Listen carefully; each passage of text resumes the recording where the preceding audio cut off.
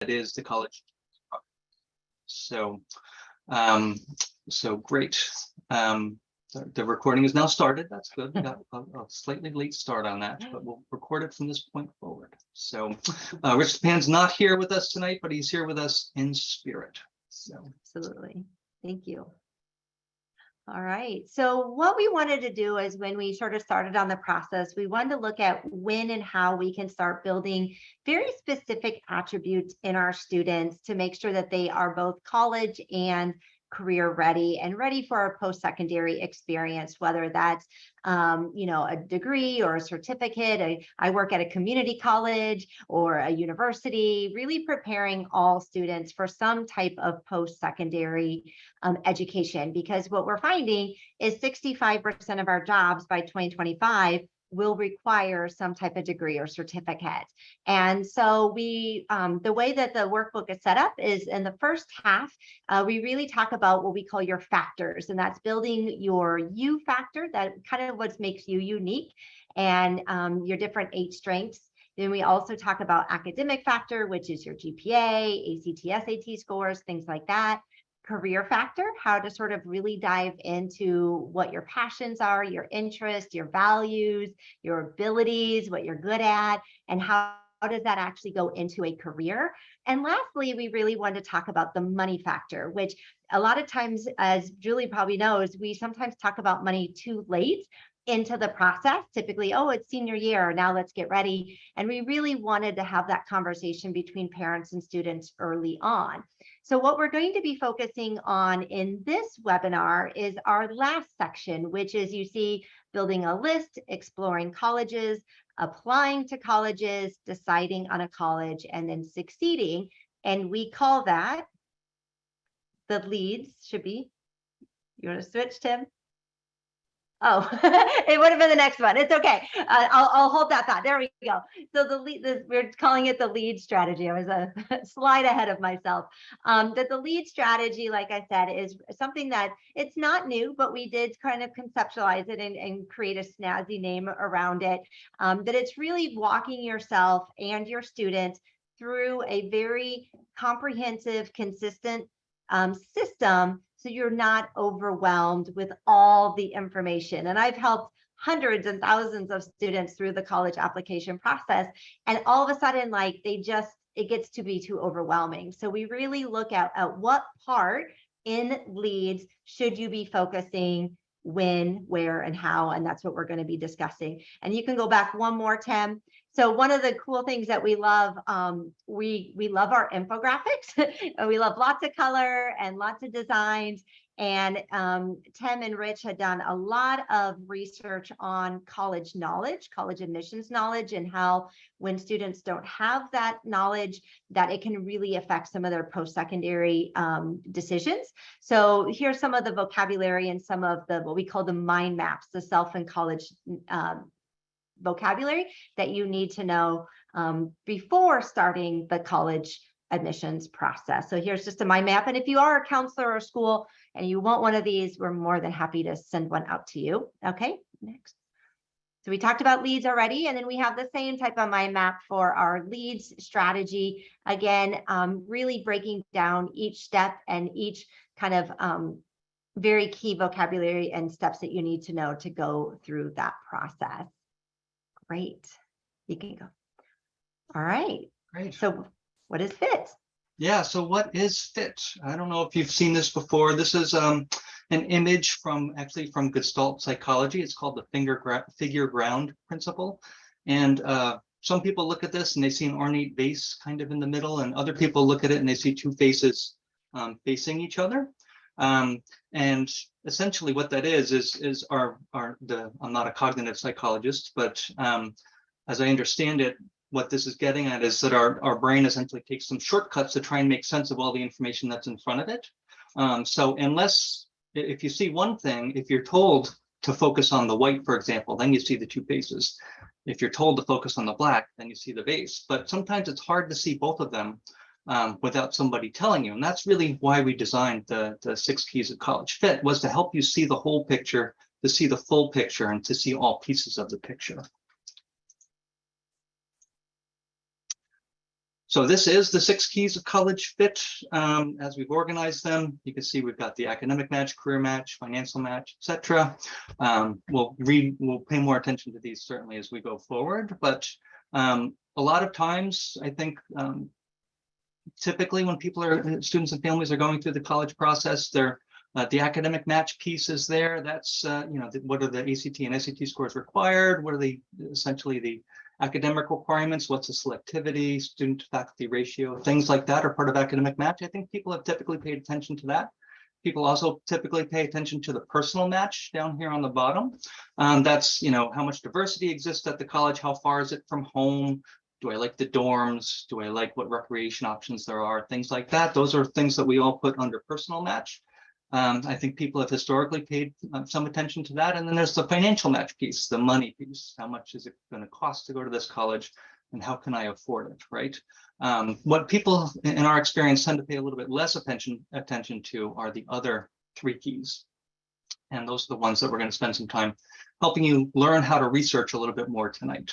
And those other 3 are the career match piece. So that's really looking at more specifically, do they have career options, majors in particular, that I'm interested in?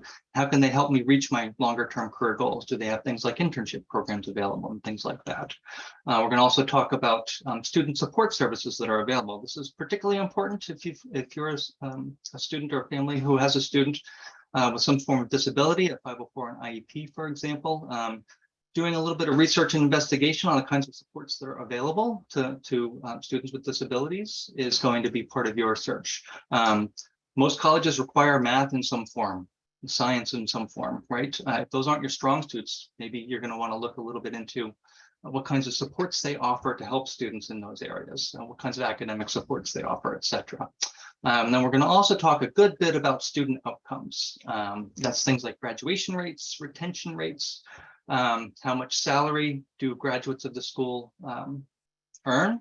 About 10 years after graduation, I think, is the metric. And that's really, does the school graduate people in a way that leaves them in a financially healthy position? Things like that we're going to talk a little bit more about as well. That's the loan default rate piece. So we're going to help you understand these perhaps a little bit more deeply and figure out, show you how to access this information somewhat easily without getting overwhelmed. And that's what Amanda was talking about a little bit earlier. If you look at all the information at once, it's like, there's so much information. What am I going to do with it all?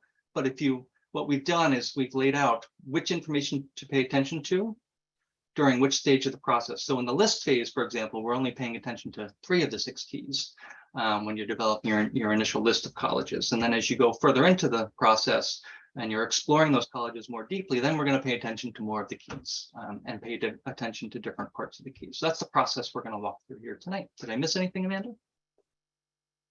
No, I think you did a great job. I think, again, part of the 6 keys of college fit, I know this is for parents and students, is really to also give you a way to communicate with each other, right? Because a lot of times if you're talking, and I did this as a school counselor for many years, like, oh, does the college fit you? Now, I hope that as you're listening through this, that you're using some of this terminology and you're asking and you're rephrasing some of the information when you're exploring colleges and visiting and doing so forth to say, oh, this is part of my academic match, or this is part of my career match. So I'd really like you just to really internalize it, because I think is when you can start using some of these 6 keys, it's going to create much deeper conversations between parents and students, and even with your school counselors as well.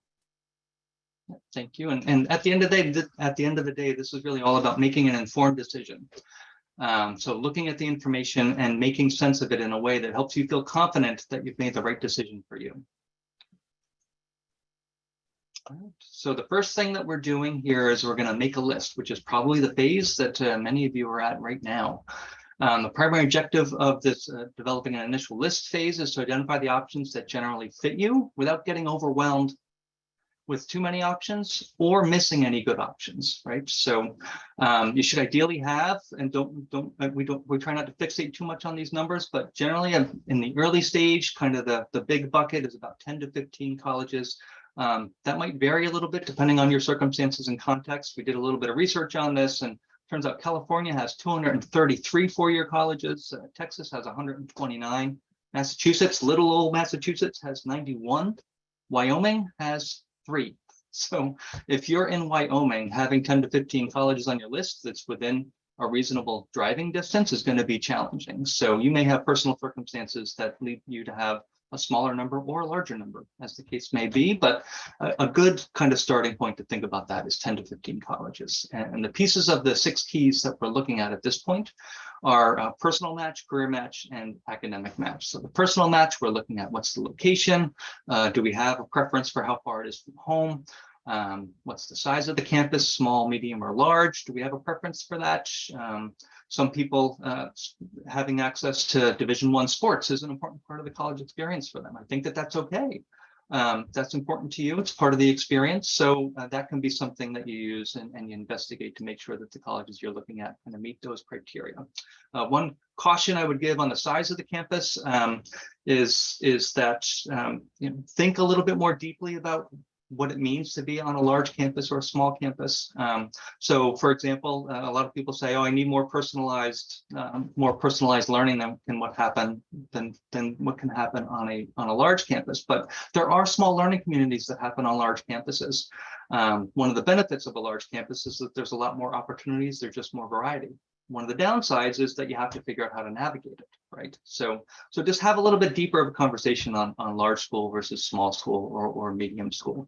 There are small schools that might provide lots of opportunities through partnerships that they have with community agencies, for example. So it works both ways, really. Career match, we're going to look at to make sure that the colleges that are on our list are places where we can explore and grow in our career development. I'm a firm believer that not every graduating high school senior needs to know specifically what they want to major in. I think that there's still some more room for growth in that area, and college is a great place to explore some careers. So if you don't have a major in mind, I think that's okay. But there should still be, you should be able to still find some career pathways that are interesting to you. So you might be interested, you may be thinking about psychology, sociology, anthropology. Those are all social sciences, right? So you're going to want to explore the social sciences that are available on each campus that you're looking at, just to make sure that there's programs that you're interested in, so that when it does come time to declare a major, you're positioned well at a place that can facilitate your growth in that area. And then for the academic match, we're going to be looking at things related to the academic environment. If you're interested in online or distance learning, which is still a thing today, COVID is still unfortunately around for us, so that might be an important option.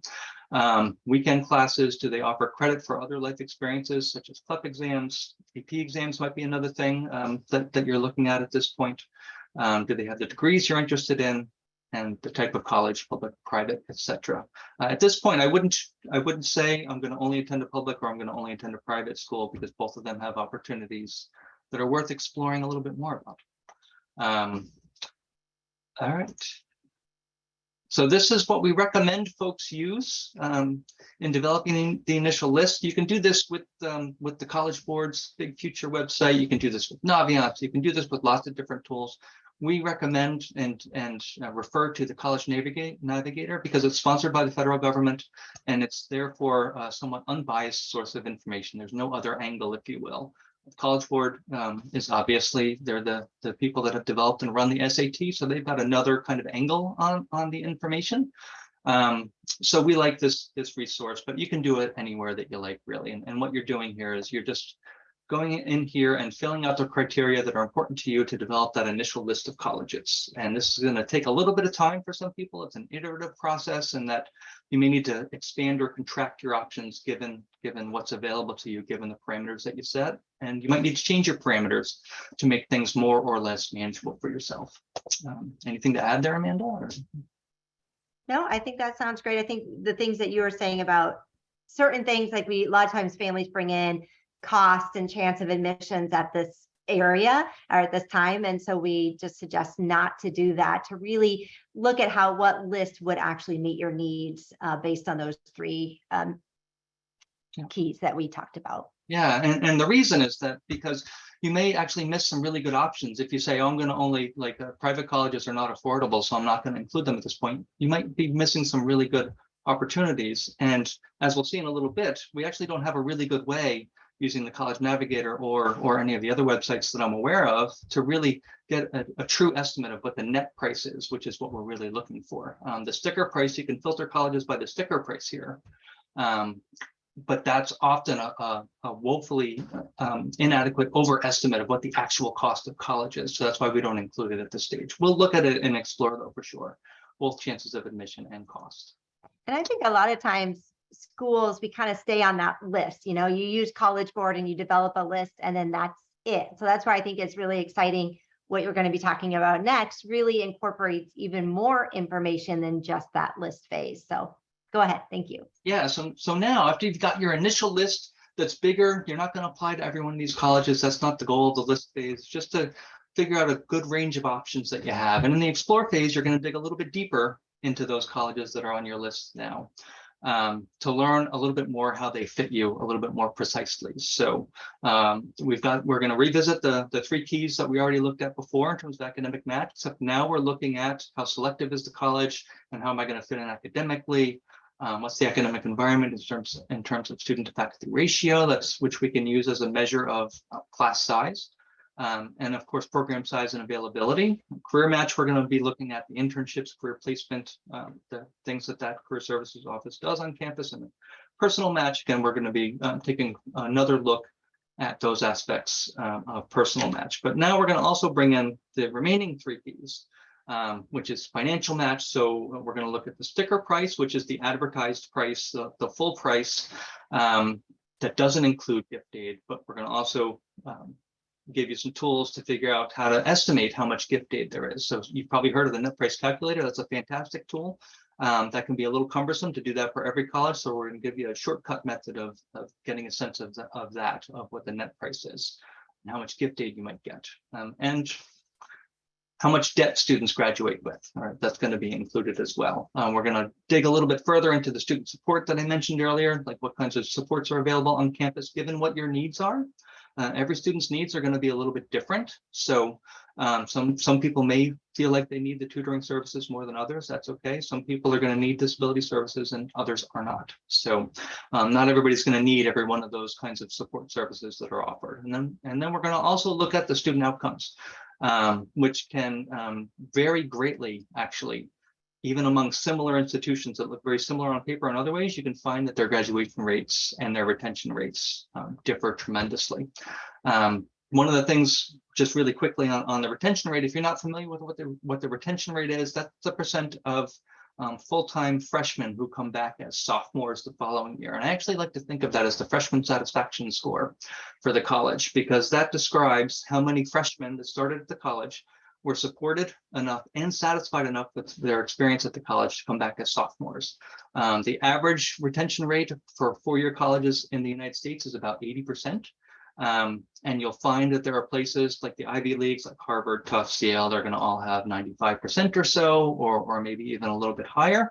But once you get out of the highly selective colleges, there's a good bit more variability in retention. And I wouldn't say don't attend a college that has a below average retention rate, but it should encourage you to ask some questions of the college about why is the retention rate what it is, and what are they doing, maybe what have they been doing in the past 2 years to improve that retention rate or to improve that graduation rate. Graduation rates, just again to be clear, it's a really important metric, but they're based on students who started at the college usually 6 to 8 years ago. So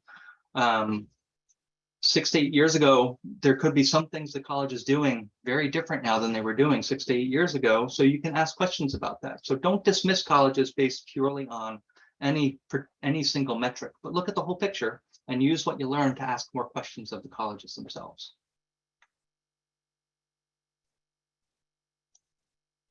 So here's another piece that I think a lot of students and families don't know about. It's something called the Common Data Set. The Common Data Set is a voluntary initiative that some colleges participate in that describes lots of information about the college. You can dig into it more. The way that you find the Common Data Set is actually through a Google search. There's no central repository for this information, but for example, most public colleges do participate in the Common Data Set initiative. So if you do a Google search for UMass Amherst Common Data Set, it will bring you to the page on the college website where this information is provided. What we're talking about here tonight is one particular piece of it that can help you figure out how to estimate your chances of admission at the college.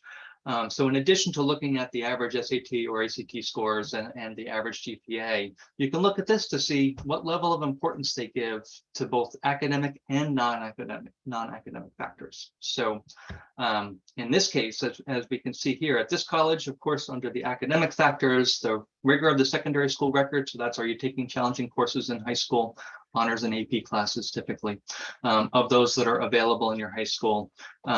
And your GPA and your standardized test scores were all very important at this college. We also see down here at the bottom, this level of applicant interest.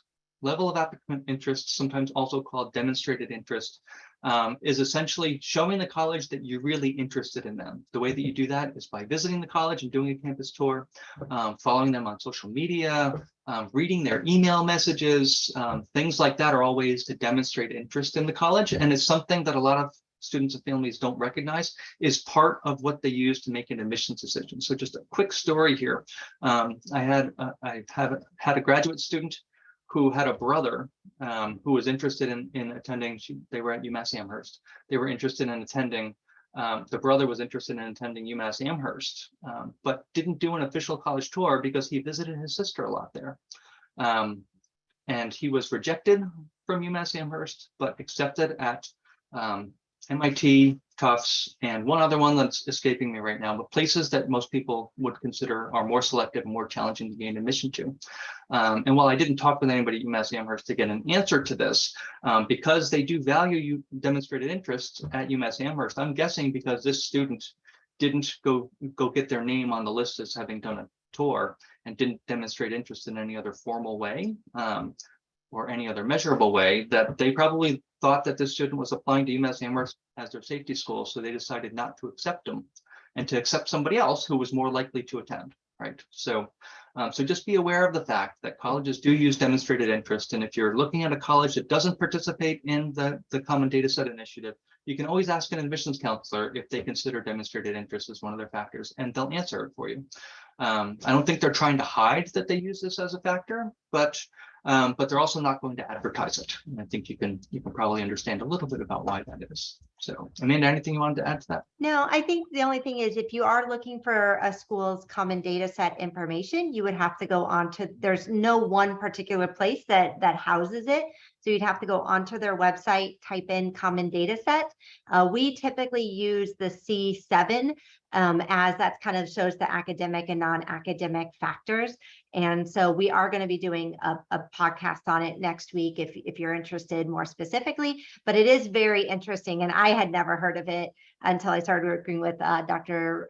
Poynton and Dr. LePan. So it's very interesting information, especially if you can compare it all together to see what schools are focusing on what different aspects of your academic and your non-academic factors. Yeah, so like at this college, like demonstrating interest is more important than your extracurricular activities. It's more important than your talent or ability. It's more important than any volunteer work that you've done, essentially. And it's, I like to call it a highly malleable factor because it's something that you have serious control over. You can choose whether or not you go visit the campus or demonstrate interest in other ways. You can connect with an admissions counselor. You can follow them on social media. You can do virtual tours. You can do all of those things to make sure that you're counted as being interested. Right? So, all right. So here is some information from the College Navigator that you can get. Again, this is freely available. collegenavigator.gov is the website. This is in the financial aid section of the College Navigator. As you can see here, do I have my little, there they are. You can see here at this institution, what this is telling us is that 100% of students receive institutional grants or scholarships. Every single freshman that starts at this college receives a discount, essentially, of $39,515 on average. So some get more, some get less. That's an average, but that's a pretty hefty discount, right? The sticker price or the listed tuition is $58,000. Room and board is another $14,670. So that, if you do the math, which I did, that's a 70% discount off the sticker price. So this is why we don't look at the sticker price when we're developing our initial list, because if you just looked at the sticker price and said, oh my God, $58,000, there's no way I can afford that. Well, unless you look a little bit further and a little bit more closely, you wouldn't know that nobody pays that. Like literally nobody pays the full sticker price. Literally nobody does at this college. And this is not an uncommon situation. There's lots of colleges out there where 99 to 100% of students get a sizable, usually at half, a 50% or more discount. My guess is that the 1% who doesn't pay the full, who doesn't get a discount are international students who are going to pay full price. So this is worth looking into. Don't discount private colleges. I'm not going to say that private colleges are always less expensive or even usually less expensive than public colleges, but don't rule them out of your list too early before you investigate what the net price is going to be a little bit more fully. So some of you may have heard, if you're from Massachusetts, just in the past 2 weeks or so, LaSalle University in Newton announced that they're cutting their tuition by 33%.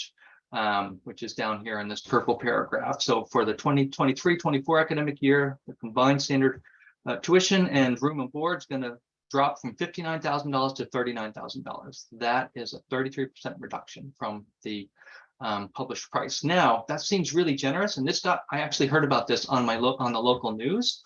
But this is one of those institutions that they were already giving a 40 or 50% discount to 100% of their students. So what they're doing here, I applaud them for doing this, is they're being more transparent about what their actual cost is. Instead of hiding it, the discount as a scholarship and saying, we're giving you this money, what they're saying is, no, we're going to actually now advertise the price for what it actually is. So I applaud them for doing this tremendously. It adds some transparency and clarity to a process that's often very confusing. Another thing that you can look at that also accounts for that scholarship information is the net price information. This is also in the College Navigator. There's a net price section there for that, where it not only gives you the average net price overall for the past 3 years, but it gives you the average net price by your family income level, which might be a little bit more insightful for you as well. Just so that you know, if you're looking at public colleges, it presents the net price for in-state students at public colleges. And if you're looking at private colleges, there's no difference. So it gives you the net price for all students in state and out of state. But just be mindful of the fact that, so if you're looking at applying to a public university that's out of state, this net price is going to be an underestimate because it's basing it on in-state students, not out of state students who attend the public university. Okay. All right.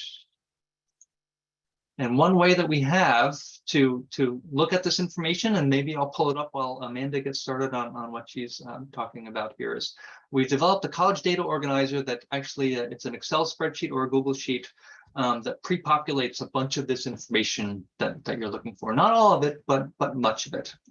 It's giving you all this information around SAT, ACT scores. It's giving you all this information around student outcomes.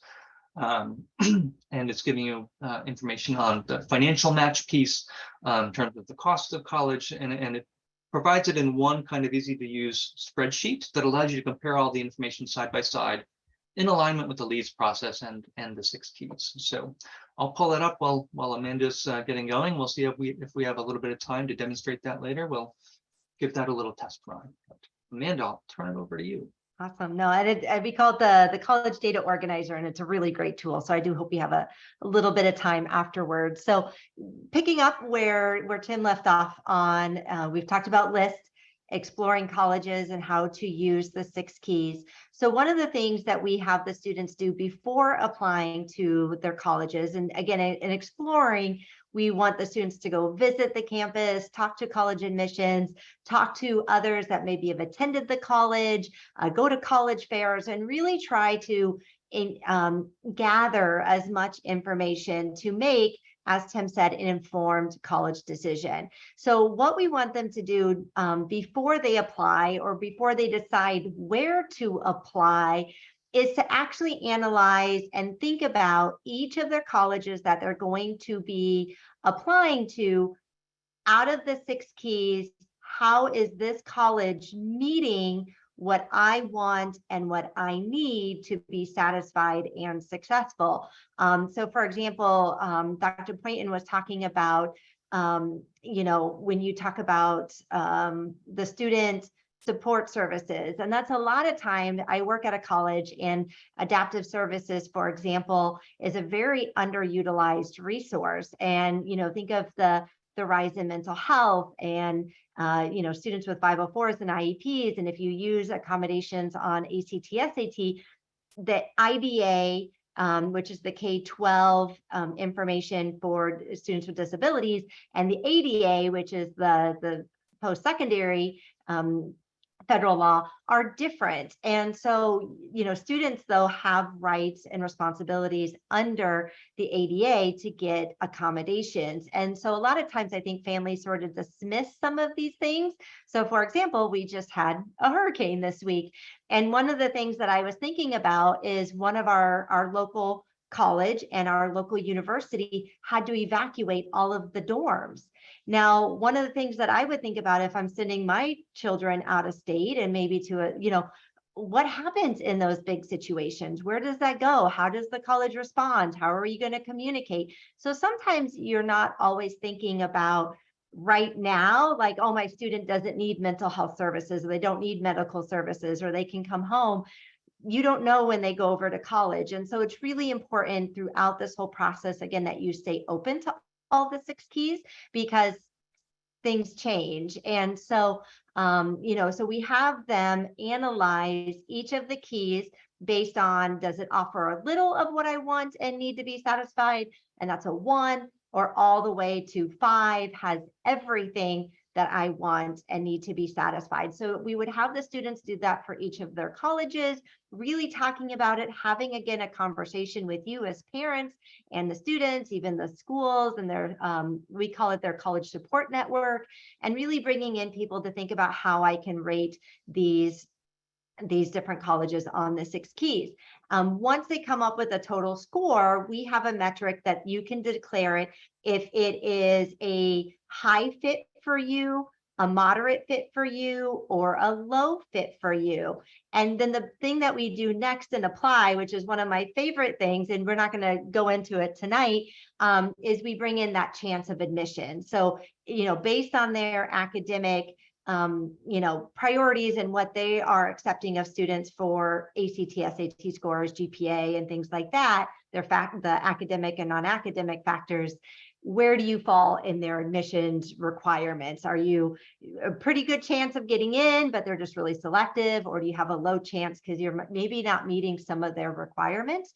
And so bringing those to my college fit in, along with my chance of admissions. And we have this really neat thing called a 3x3, which really hones in on your exact, exact colleges that you should be applying to that meet your needs, not your best friend's needs or what your parents' needs are, but what the students' needs are and their fit, along with what my chance of admissions is. Okay, next one. And so you can see here, and I was just talking, I went ahead of myself, which happens a lot. So you can see here the 2 sort of diamonds, I guess. You see where the overall fit is at the top, and then you see the chance of admissions, which I already discussed, and where that intersection happens between, again, their selectivity, the academic factors, the non-academic factors. In that middle is really the sweet spot, right? And that's where those informed college decisions, because now the student has ownership of that admissions decision, and you've now actually thought through the process, and you have found hopefully a good range of schools to apply to. So you see in big X, we crossed off safety, target, reach. I just had a student the other day tell me, oh, well, my safety school is this, or my target. I'm like, what does that mean? And she's like, well, it means I'm automatically in. And I said, no, that doesn't mean you're automatically in. And we, as sort of authors and, as practitioners, we don't like those words, because I think it disempowers, and we believe it disempowers the students to actually make a decision based on their needs. You're only saying, the only way that my chance of admissions is based on if they accept me or not, and if I'm a shoo-in or I'm not a shoo-in. And so we really want the students to feel like they have have ownership. And I've had students who, in the past have a very high chance of admissions, but that's their number one fit because they either believe in a special mission school, they want an HBCU, maybe they want, part of the colleges that change lives or whatever it may be. But if you say, oh, just because I'm an automatic and I'm over their threshold for admissions, it really sort of disempowers them. And so we bring those two concepts together and we show them through this 3x3 chart, really looking at so moderate to high fit is preferred. And again, I work at a community college, and community colleges are a great fit for a lot of students. And we have to kind of take the stigma away from that and say, a community college could definitely be a high fit for you, same as a technical college. And so could be a 4-year university. So I think that empowerment is really important. Tim? Yeah, just Yeah. reiterating what Amanda said just really quickly is that it is we think disempowering to use the safety target reach language. So that's why we recommend that you look at both your chance of admission and what your fit is to help you remember that you're choosing which college you're going to attend as much as they're choosing whether or not you're going to attend them. Like, you both have equal power in this relationship. And when you use the safety target reach language, kind of takes that power away from you, I think. So, so that's why we recommend not using it. But essentially, so just use chance of admissions, combine that with how well the college fits you, and use the combination of those two things to help you make decisions about the places where you should apply.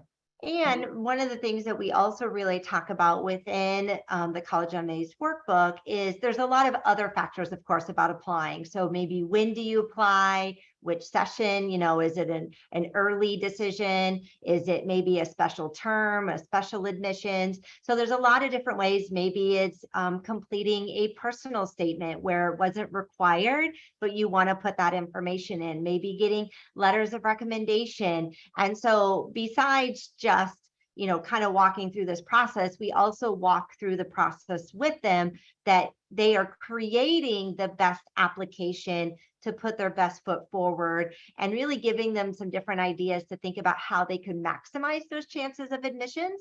And we felt like that was really important. So to make sure that it's hard, even as adults, it's hard to talk about ourselves on paper and sort of attest to what we do.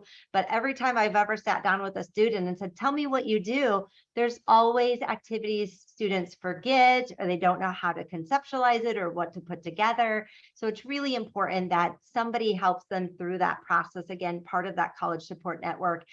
So they have a higher chance of admissions in those high fit schools. Okay, Tim, you want to go to the next slide? Okay, and so then once we have them go through the apply chapter, right? So you've sent in your applications, everything is check marked and done. We want the students, once they get the decisions back, and that's in the decide section, in decide, now that you have your decisions per se, right? Did I get accepted? Did I get waitlisted? Did I get an alternative term? Did I get an alternative program? What happened? Or did I get denied? And also the other good piece of information that you now have is not only, did they accept me and what was the conditions of that acceptance, or did they not? But you now also have the award letter. And for a lot of you, having that financial match is important. You want to see, did I get the 50% discount? Did I get the scholarship I was hoping to get and what I'm trying to do? So once you have those decisions, we want students and parents to go back to the drawing board, re-look at their 6 keys, and now that might even go visit again. Really, now that you know that this could potentially be your college for the next 4 years, to go back with a different set of eyes, be a little bit more cautious, a little bit asking more questions, diving a little bit deeper into what I need and who you are at the beginning of your senior year or even junior year when you visited. I'm going on a tour with my daughter. She's a sophomore.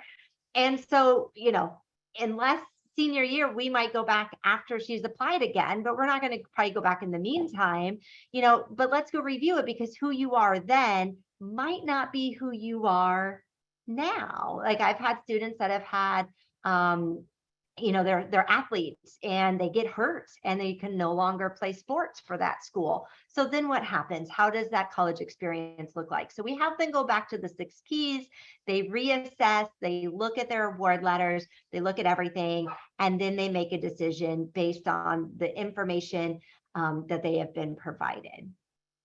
You want to add anything else to that, Tim? Yeah, just, I mean, this is the point now. Before this point, we haven't really talked about the feeling side of this process. And this is an emotion-laden process, right? You go on a campus tour.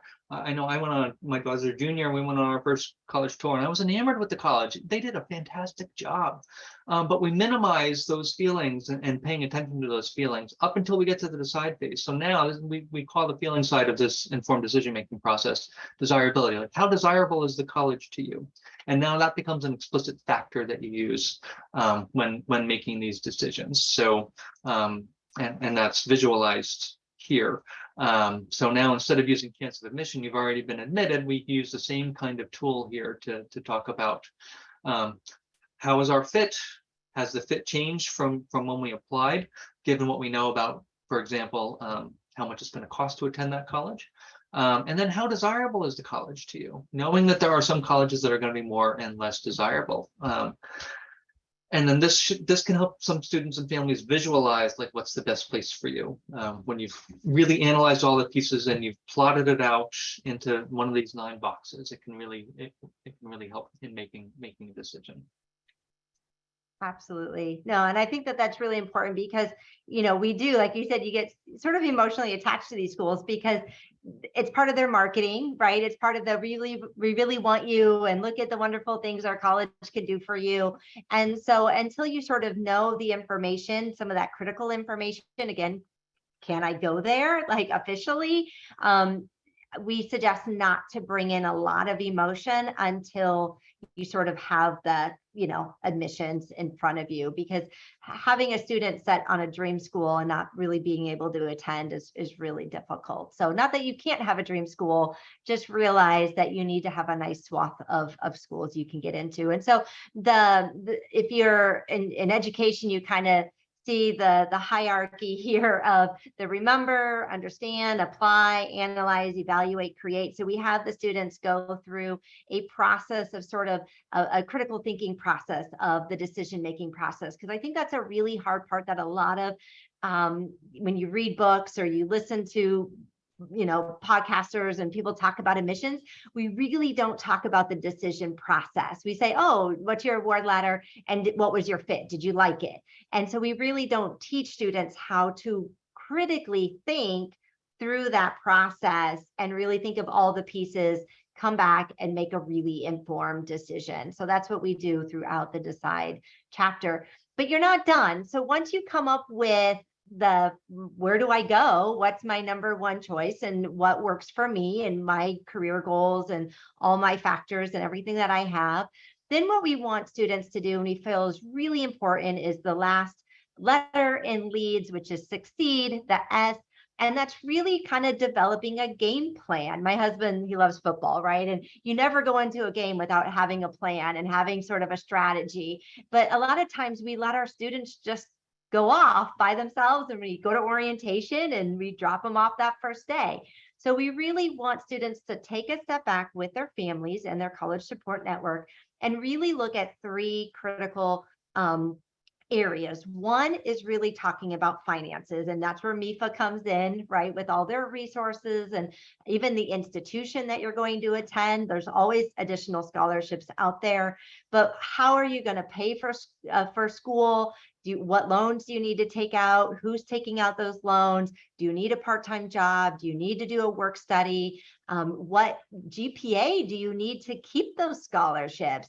When do you apply for FAFSA every year? So you really have to go into it having a very concrete plan for financial. Also academic, making sure that you're using those resources such as tutoring centers, using office hours, utilizing any of those clubs and organizations on campus that maybe go around your major or your career choice. And then how are you going to really integrate your academics into your lifestyle and really making it a priority? but we also know college can be fun, and you're also learning a bunch of social skills and how to interact and how to build, networks and so forth. So that social integration and having that balance, if you have to work and you want to be involved in clubs or activities and things like that, what's your game plan then? So that way, when you go into a college environment, that you're going to be more prepared for the 3 areas to develop a real college success plan. And we really hope that you do that throughout your 4 years, hopefully not 6 years, right? And again, that's really important, is, Tim had mentioned that earlier, that a lot of the graduation rates are based on 6-year rates. I don't want my kid to go to college for 6 years. I think of it as 4 years. I don't want to pay for 6 years. And so having a plan and really using your advisors, using the people that can help you through that process is really important. So I think the Succeed section is also very, very important for all students, just so they have that real, that sort of game plan to be a winner, I guess. Tim, did you want to add anything? Yeah, just on the financial integration piece. So for example, if you attend a private college where you're getting one of those 50% tuition discounts, you need to know what do you need to do to maintain it? And that actually varies quite a bit from college to college. Is there a GPA requirement? We've heard of one that required students to do some community service to maintain their full scholarship. So part of your planning, what you're doing between when you graduate high school and when you start college is making a plan for having answers to all of these questions so that you're not caught off guard, essentially. Yeah, great. I think we can open it up for some questions. If you want to put, you can always email us, info@collegeonmaze.com. And just like Julie, we do have Instagram, Facebook. We also have a podcast that we just started where we talk about some of these things more in depth. But you're more than welcome to follow us as well and utilize any of our resources. Oh, Tim, did you want to take a minute and show them this EDO, or do we want to answer more questions? Yep, can you see that? Yeah. Yep.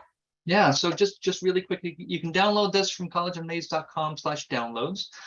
You can find it, it's freely available. And essentially what it is an Excel sheet, or there's a Google version that has the data for, about 3,800 colleges in the United States. That just puts all the information in one place. You can do this for up to 12 colleges. It color codes it relative to the colleges on this list. So the ones that are yellow here are caution. It means ask questions. We don't have any red on this because we're never going to say that you shouldn't attend a college based on any one statistic, but it provides all the information that we talked about in the presentation here tonight here in one place for you to look at. It's got the retention and graduation rates. It's got the cost in terms of the sticker price, the average net prices here, and then what % of students receive that discount or that scholarship, and what's the average amount of the scholarship. All that information's here. And then the information that we ask you to assess and evaluate as part of this, it gives you spaces to actually put in your responses there. And then one of Amanda's favorite parts is we also present this information. Once you put in the work, we actually present it visually so that you can see this information here. In terms of SAT, ACT scores, in terms of all of this information. So I know I don't want to cut off our time for questions because I'm really curious about that. But this is available for free. You can always email us if you have any questions. So please. No, thank you for sharing that. That is great. That's terrific. And is the name of your podcast College Unmazed? It's College Unmazed. Yes, if you just look up a College Unmazed, you can find it. It's called College Conversations. A little bit more practitioner based, but definitely is very valuable for any parents that really want to help their students through the process as well. Oh, we just did one today on college visits. So really how to explore and use college visits, some things to ask and do. Oh, that's terrific. Thank you. Well, MEFA has a podcast as well. So awesome. we may have to have you on or something. Thank you. MEFA also has MEFA Pathways, which I haven't mentioned, which is another one of these great sources of information that you can use. It's a lot like Naviance, but it's available to anybody. Obviously run by MEFA, so it's Massachusetts focused, but available to anybody out there. So. Thank you. And I'll encourage people to ask questions as well. Put your questions in the Q&A. Right now, we do have one, Amanda, that we thought you will probably have some thoughts about. came in earlier. And someone asked if you have a point of view on applying to or attending universities in Europe and how US employers view degrees from them. So I just wondered if you had any thoughts on I that. do, because I was a college counselor at a pretty high-powered international school in Latin America for several years. And, so my students, they all kind of seemed to want to go to the US, but we had a lot go to Europe and all over. And then I was an international school teacher as well. So definitely know the system. They're fantastic. And a lot of them are very cost effective, So I have some friends that actually their daughter is in Switzerland and basically going for free. Some of the schools in Germany and England could be very cost effective. And so typically, especially if you're looking for the larger Fortune 500 companies, they love diversity. They love, people that are multilingual and able to really be flexible and adaptable. I found that with having lived overseas multiple times in my lifetime, every time I went into a job, I had a very unique job experience and skill set that really none of the other applicants had. And so I pretty much always was able to get the job that I wanted to. And so I do think that there is great value in that. And I do think that if that's something that you're interested in, then definitely pursue it. I would still use the 6 keys the exact same way, whether it's a US-based school or a Europe-based school, and really analyze. I know the one that was in Switzerland during COVID and everything shut down so quickly, having her come back and trying to get out of the country got a little scary, and I've been in some situations, countries, I was in Nicaragua, got a little scary. And so what happens during that? So as long as you have contingency plans, you know what to do, you always have a safety net of airplane tickets to be able to get out. But just realize that, every place kind of has its goods and bads. So that's why using the 6 keys and really analyzing that, I think is really important. So, but yeah, no, I think it's definitely very advantageous. If you don't have the opportunities to go for the full 4 years, consider a study abroad opportunity. A lot of the universities here in the US have partnerships. Even at my 2-year community college, we have partnerships with Italy that you can go for a whole semester and go study. So, and a lot of times it's the same cost to do it here or if you go somewhere else. So that's a good question to ask during the process as well. I know, Tim, you had I think it was a nephew that did Northeastern, and they did like a semester abroad or something. Yeah, but so we've only got 3 minutes left. So I want to answer some of the other questions that we have. But yeah, so study abroad is certainly, I don't think that it hinders anybody's employment opportunities here in the United States. As somebody who reviews grad school applications, we routinely accept students that have graduated from other colleges. So I don't think it's a negative, at least for grad school. I can't speak to employers, but I think it can be a strength in some ways too. But Hal had a question. Many schools are not requiring SATs, so what advice do we have about submitting or not submitting SATs? So something that the College Navigator has started reporting, and we're going to include in the next update of the College Data Organizer, is the statistic here, the percent of students that are submitting SAT or ACT scores. So you can look at how many students are submitting the SAT or ACT score, and then you can make a determination of, given your SAT scores, for example, are they at about the average or above average? Are they somewhere in the middle, 50%? In other words, are they going to strengthen your application or not? But a lot of places are still test optional. So you can get a sense of how many students are actually submitting their scores and what those scores actually look like from the College Navigator or the updated CDO that we're going to be publishing here in November once we get access to that data. And then in terms of the other one, the other question here, what do you think? I'm sorry, Amanda, I don't mean to cut you off, but I just want to be sure that we at least provide some treatment to these very good questions. So the review websites like Niche, College Confidential would be another one. They're like Amazon reviews. You tend to get people who have strong enough opinions to go out of their way to post a review on a website that they don't have to go post on. So they tend to be either really positive or really negative. So I would say treat them as you would Amazon reviews, which sometimes means with a grain of salt, but other times you may learn things that are hard to learn some other way. So I think they're worth looking at, but I don't know if I would base a decision on them.